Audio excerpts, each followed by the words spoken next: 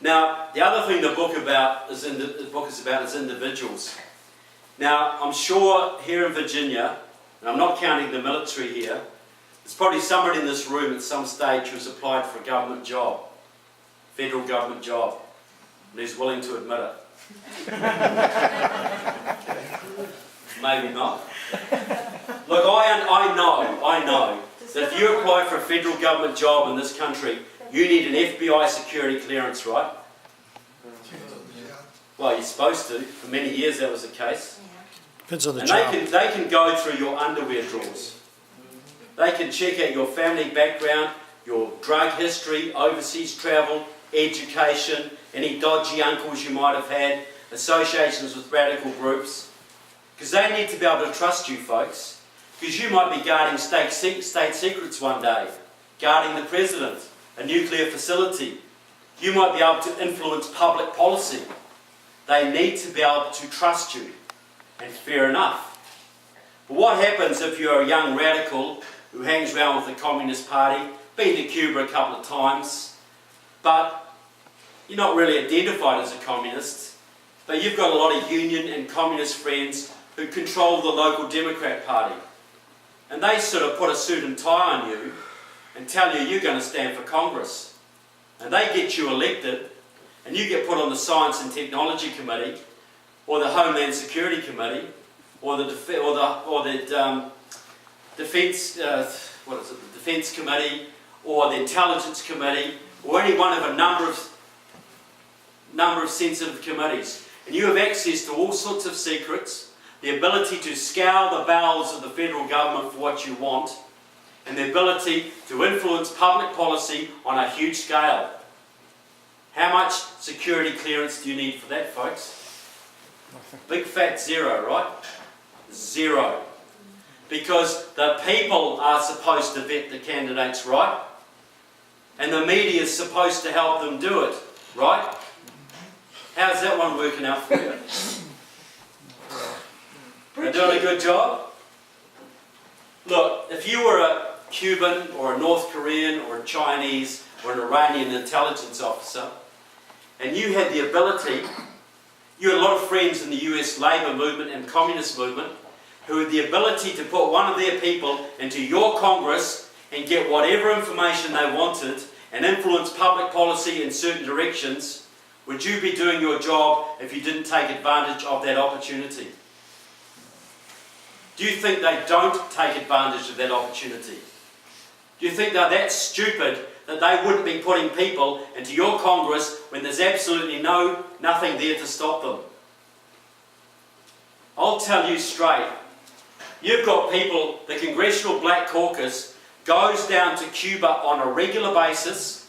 I quote Raul Castro in my book, to confer with the Castro brothers, and he boasts about this, how they can work inside your Congress to change policy, your policy, to open up trade and travel restrictions on Cuba, basically so they can send more spies to your country.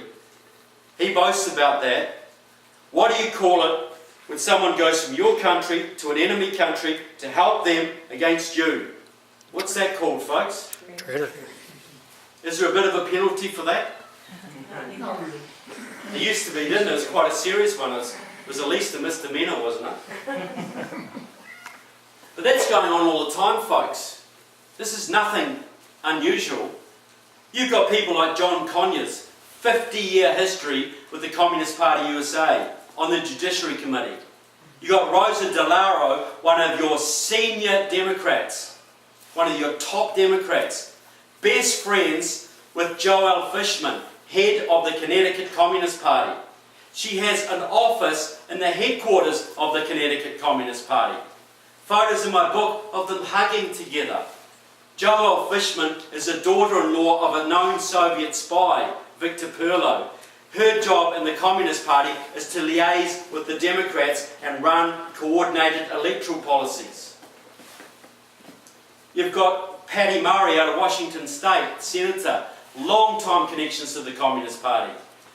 Barbara Lee out of California used to belong to the Committees of Correspondence, a Communist Party breakaway, while serving in the California State Senate. long-time connections with the Grenadian communists in Grenada during the 80s, long-time connections to the Castro brothers. Long time.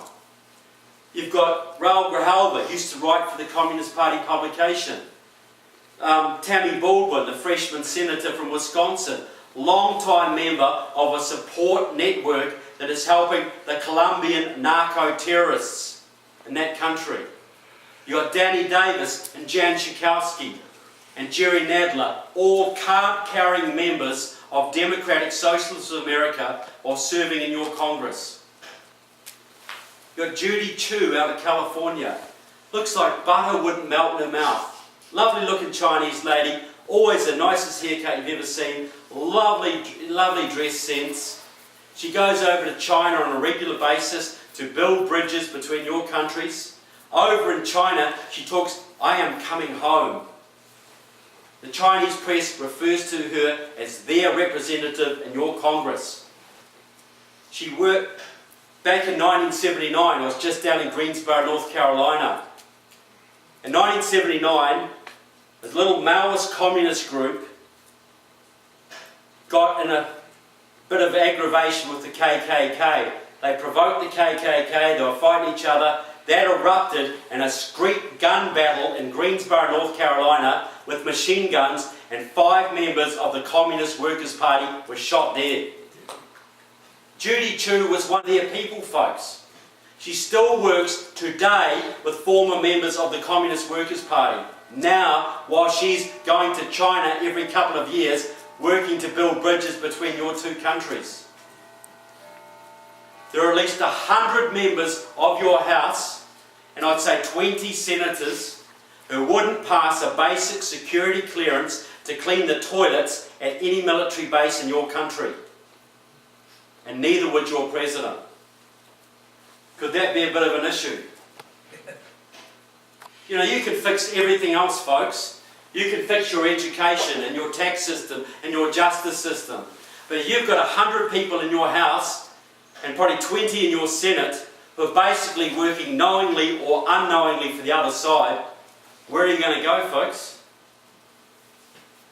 Where is this country going to go? Do you think the Russians would allow 100 pro-Americans to serve in their Duma? Or the Cubans to allow 100 American patriots to serve in their parliament? You think they're that stupid?